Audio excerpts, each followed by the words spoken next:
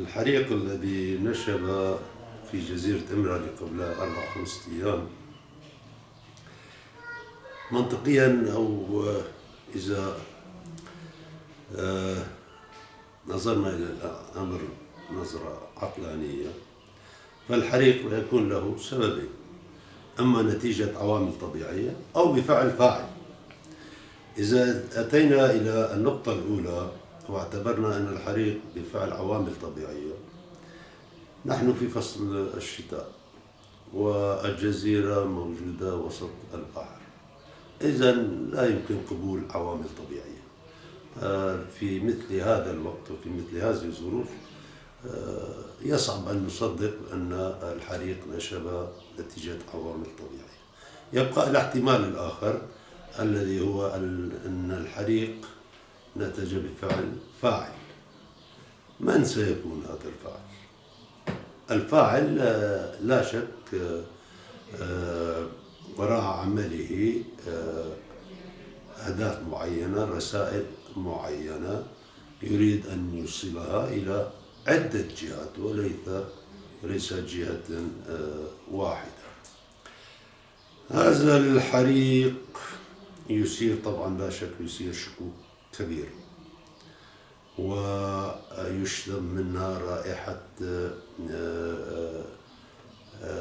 تآمر جديد على أحد أبرز رموز الحركة التحررية، ليس في الشرق الأوسط فقط بل في العالم كله. أعتقد إذا الآن حاولنا أن نتعرف على رموز الحركة التحررية باتجاه السلام، باتجاه المساواة، باتجاه العدالة، سنرى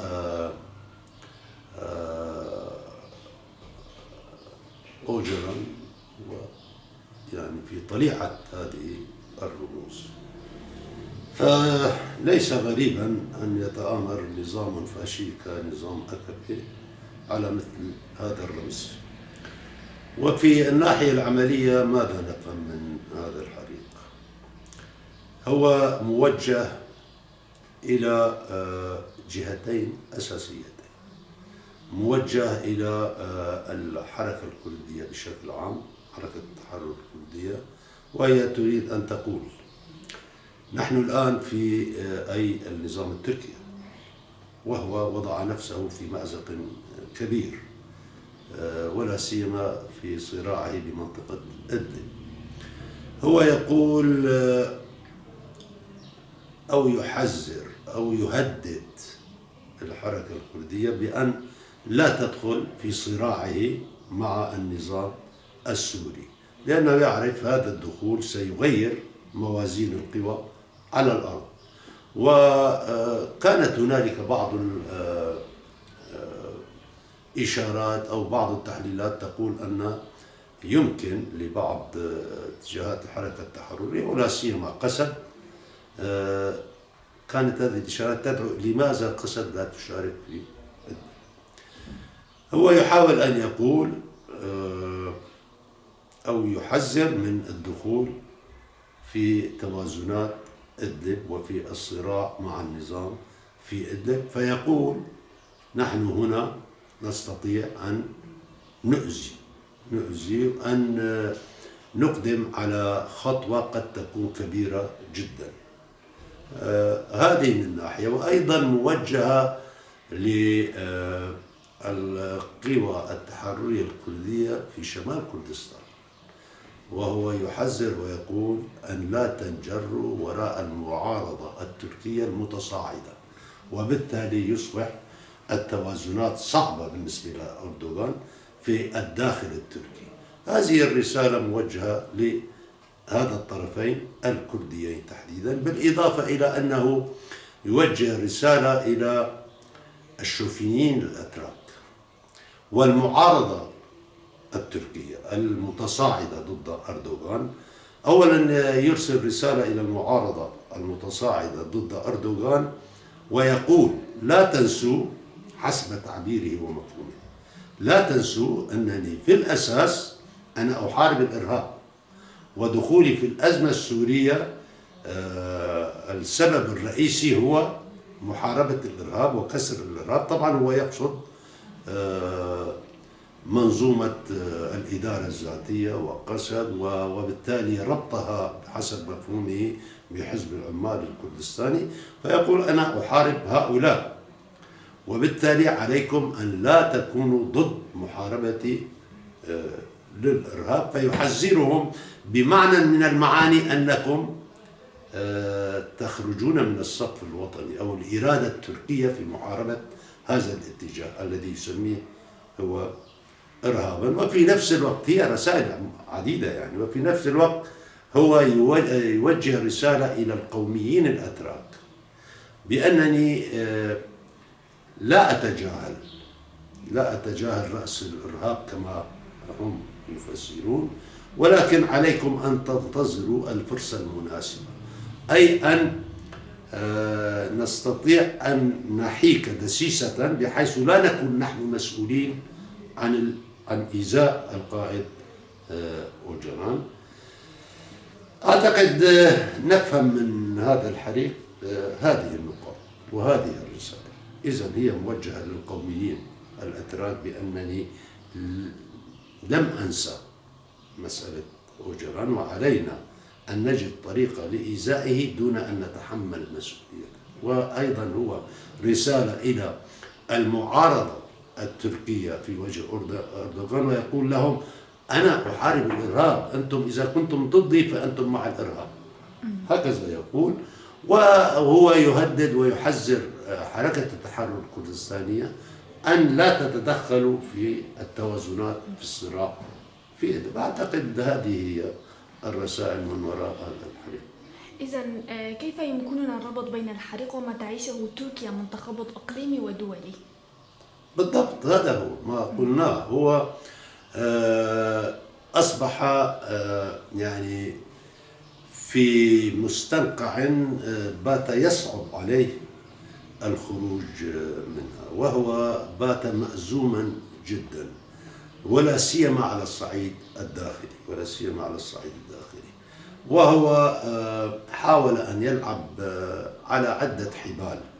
الآن تنكشف لعبته أكثر، والآن بدأ يتعرى أمام الغرب من خلال مساوماته الرخيصة ولاستعمال ورقة اللاجئين وابتزاز أوروبا، واللعب مع الولايات المتحدة الأمريكية من خلال المساومة مع الروس، وتهديد حلف الأطلسي بأن لديه بدائل في علاقاته. هذه اللعبة أعتقد باتت في أواخرها وباتت مكشوفة، والآن نرى كيف هو يستنجد بأمريكا، وأمريكا لا تعير اهتماما باستنجاداته لكي تربيه وتقول له تحمل مسؤوليات خططك المناهضة لتحالفك مع الغرب الذي أنت حليف له منذ 50 60 أو 70 سنة. الروس والأتراك التقوا تكتيكيا في سوريا، ولكن في النهاية الاثنين لهما رؤية استراتيجية مختلفة. الروس من أول يوم أتوا إلى سوريا وتدخلوا في الوضع السوري على أساس سوريا هي منطقة نفوذ روسية، وجرت عدة تفاهمات في هذه المسألة منذ اتفاقات لافروف كيري وزير الخارجية السابق الأمريكي وحتى الآن، وكان هناك قبول مبدئي دولي لهذا الأمر. وبالتالي روسيا عملت منذ اليوم الأول على تصفية جيوب المعارضة المسلحة، واستخدمت النفوذ التركي والورقة التركية في هذا المجال، ورأينا ذلك من درعا إلى غوطة دمشق إلى حلب والآن في إدلب. عندما تنتهي هذه النقاط التكتيكية للروس الذي تقع مع أردوغان والنظام الفاشي في تركيا في بعض المسائل وساومه على عفرين وثم على غريسبي وسليكانية، هذه بدأت هذه الأوراق تستنفر من قبل أردوغان، وبالتالي أعتقد هو بات مأزوم عسكريا في الشمال السوري ولا سيما في الشمال الغربي، وهذا صعد من أزمته الداخلية التي هي تتصاعد بالأساس منذ عدة سنوات، ولكنه الآن أصبح في أوج هذه الأزمة الداخلية ويحاول اللعب على هذه المسألة داخليا من خلال إثارة مسألة الإرهاب من جديد، وإثارة أن هنالك قضية وطنية تركية علينا أن ننتبه إليها ونتجاوز الخلافات الداخلية من خلال التلميح إلى إمرالي، وبالتالي التلميح إلى الإدارة الذاتية وقسد وحزب العمال الكردستاني ومناطق المحررة من قنديل. هو يشير إلى هذه المسائل للخروج من أزمته، ولكن أعتقد أزمته داخليا وعسكريا في الخارج باتت صعبة جدا، ولا أعتقد بأنه سينجح في التخلص من هذه الأزمة الداخلية. هي لا تتعلق بظهور أحزاب جديدة. ظهور أحزاب جديدة هي أيضا إشارة إلى تفاقم الأزمة الداخلية لأردوغان وإلى ترسخ عدم الثقة بأردوغان، وبالتالي تظهر هذه الأحزاب الجديدة التي كانت بالأساس هي من حزب العدالة والتنمية البقاء، وهي جزء من الأزمة العامة في تركيا. قطعا هذا الحريق وحسب اعتقادنا بأنه من فعل فاعل، وإذا كان من فعل فاعل فهي تتعلق بالدرجة الأولى بأزمته الداخلية وبتطور المعارضة وبظهور فصائل جديدة للمعارضة. كل هذا الأمر يحرج أردوغان ويهز من قوة سيطرته على الوضع الداخلي في تركيا قطعا. الرسالة واضحة وقلناها من قبل قليل في سياق السؤال الأول، وهو يحاول أن يقول للحركة التحررية الكردية في شمال كردستان أن لا تنجروا مع المعارضة الداخلية، فأنا أملك ورقة الضغط في إمرالي. إذا انجررتم مع المعارضة في الداخل التركي فأنا أستطيع أن أتآمر على إمرالي وعلى القائد أوجلان بطريقة لا أتحمل أنا مسؤوليتها. قد يكون قضاء قدرا، قد يكون حريق طبيعة، قد يكون أي مسألة.